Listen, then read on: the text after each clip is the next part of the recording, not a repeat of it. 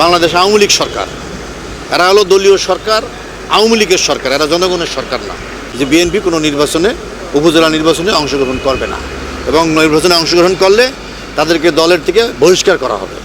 বাংলাদেশে দেখতেছেন আপনারা 2009-8 নির্বাচনের পরে এই সরকার ক্ষমতায় আসার পরে প্রতিনিয়ত পুরোপুরি নির্বাচন ব্যবস্থাটাকে একেবারে ধ্বংসের মুখে নিয়ে গেছে। 14, 18, সর্বশেষ 24 কোনো নির্বাচনেই জনগণের অংশগ্রহণমূলক কোনো নির্বাচন হয়নি। একতরফা, একদলীয়, এক শাসনের কর্মকাণ্ড নিয়েই তারা ব্যস্ত। এখনই তারা উপজেলা নির্বাচন করবে এবং তাদের স্বার্থ রক্ষার জন্য মাঠ পর্যায়ে নিজেদের দখল রাখার জন্য, আমি যতটুকু আমার মতে, আমি একজন কর্মী হিসেবে, জাতীয়তাবাদী আদর্শের কর্মী হিসেবে জানি, বাংলাদেশ জাতীয়তাবাদী আদর্শের রাজনৈতিক দল বিএনপি এবং বিএনপির সঠিক পর্যায়ে যারা রাজনীতি করে তারা কেউ এই নির্বাচনে অংশগ্রহণ করবে না। এবং অলরেডি আপনি জানেন, পার্টিগতভাবে এটা একটা সিদ্ধান্ত জানিয়েও দিয়েছে যে বিএনপি কোনো নির্বাচনে, উপজেলা নির্বাচনে অংশগ্রহণ করবে না, এবং নির্বাচনে অংশগ্রহণ করলে তাদেরকে দলের থেকে বহিষ্কার করা হবে। দেখেন ভাই, আমাদের বাংলাদেশের কী বলবো, রাজনীতিটাকে একপাক্ষিকভাবে নিয়ে যাওয়ার জন্য অনুধাবন করছে এবং সর্বপর্যায়ে নিয়ে গেছে বর্তমানে বাংলাদেশ আওয়ামী লীগ সরকার।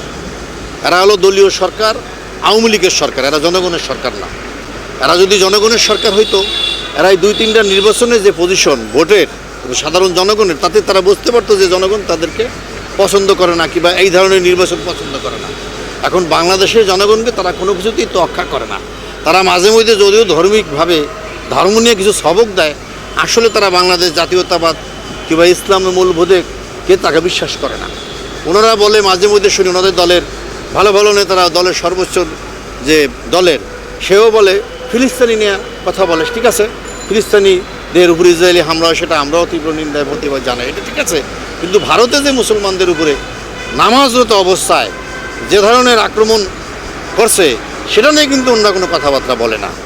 সুতরাং এদের কাছে ভাই ধর্ম নিয়ে কোনো কথা বলার যৌক্তিকতা আছে কিনা আমি মনে করি না। কারণ এরা অরিজিনালি, এরা কোন দল, কোন ধর্ম, কি পালন করে সেটা তারা নিজেরাই জানে। এটা আমরা বলে শেষ করতে পারবো না।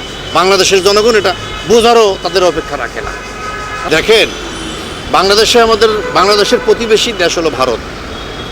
স্বাধীনতার ক্ষেত্রে আমরা জানি তারা আমাদেরকে সহযোগিতা করছে। বাংলাদেশ স্বাধীন করার ক্ষেত্রে আমরা তাদের বন্ধুবর্তী রাষ্ট্র হিসেবে কাছে চাই, এবং আমরা চাই বাংলাদেশের জনগণের বন্ধু হোক, সরকারের বন্ধু হোক, কোনো দলের বন্ধু না। এখন ভারত হয়েছে বাংলাদেশের একটা দলের বন্ধু বর্তমানে। কারণ প্রতিনিয়ত আপনারা দেখতেছেন 2024 সালের নির্বাচনটা কেমন হয়েছে। অর্থাৎ আমরা ভারতকে চাই, ভারত আমাদের প্রতিবেশী দেশ হিসেবে বাংলাদেশের জনগণের বন্ধু হিসেবে থাকবে, শত্রু হিসাবে না। সুতরাং কোনো ব্যক্তিগত কিংবা কোনো দলের পক্ষপাতিত্ব হয়ে তারা চাবে, এটা বাংলাদেশের জনগণ আশা করে না।